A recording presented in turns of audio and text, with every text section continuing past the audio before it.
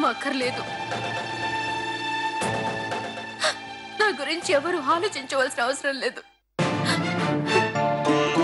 బిడ్డనే పోగొట్టుకున్న దాన్ని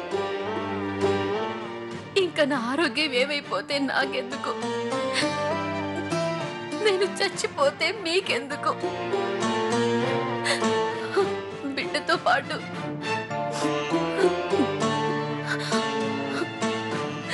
నేను పోయుంటే బాగుండేది. తల్లితనం పోగొట్టుకొని నేను బతికి ఏం సాధించాలి? ఎవరిని ఉద్ధరించాలి? సత్య, నీకు ఇలా జరగడానికి కారణం నేను. నీకు అన్యాయం జరిగినందుకు నీకంటే ఎక్కువగా నేను బాధపడుతున్నాను. నీ కోపం నా మీద చూపించాలి గాని నీ ఆరోగ్యం మీద చూపించకూడదు సత్య. ప్లీజ్ ఈ టాబ్లెట్ వేసుకో.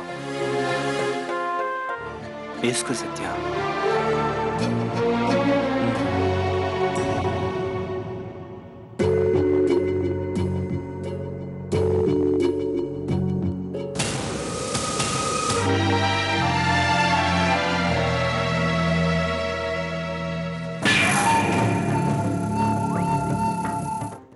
నన్ను కార్తిక్తో పంపించేసి నువ్వు మాధవ్తో ఉండిపోదామని ఆశపడ్డావు. నీవాణ్ణి చేసుకుందామనుకున్న మాధవ్ ఇప్పుడు నాకు దగ్గర అవుతున్నందుకు బాధపడుతున్నావా? నీకు తెలిసిన నిజం అబార్షన్ రూపంలో కరిగిపోయింది కాబట్టి ఇప్పుడు నువ్వు కాదు కదా,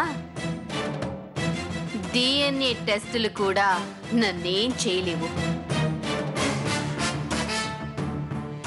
ఈ ఒక్క అవకాశం చాలు నిన్ను ముప్పతిప్పలు పెట్టి 3 చెరువుల నీళ్లు తాగించటానికి.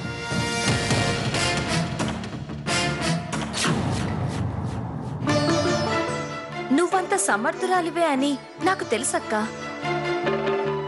నువ్వు ఎంతగా ప్రయత్నించినా, ఎన్ని తెలివితేటలు ప్రదర్శించినా మాధవ్ మనసులో నాకు మాత్రమే చోటుంటుంది.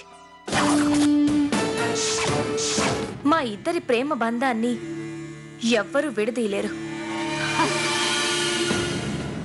నీ బోడి ప్రేమ ఇలా ఏడుస్తూ కూర్చోడానికి తప్ప ఎందుకు పనికిరాదు.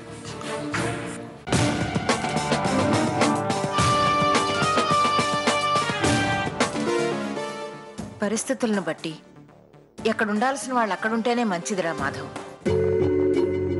ఈ ముసలిదాని చేత మాధవ్ మనసు మార్చడానికి ప్రయత్నిస్తున్నావన్నమాట. సత్య ఏంటో ఎలాంటిదో నీకు బాగా తెలుసు. తన వల్ల ఇప్పటి వరకు జరిగిన అనర్థాలు చాలు.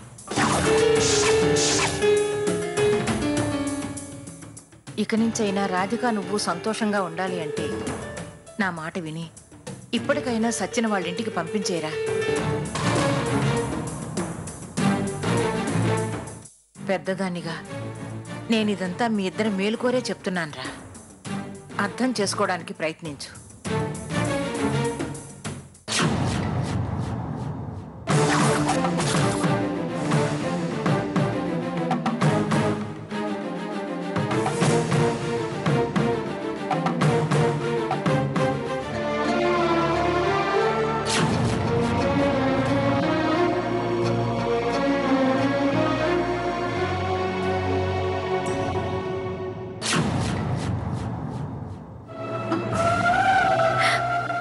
మాధవ్, ఏమిట్రా ఇది?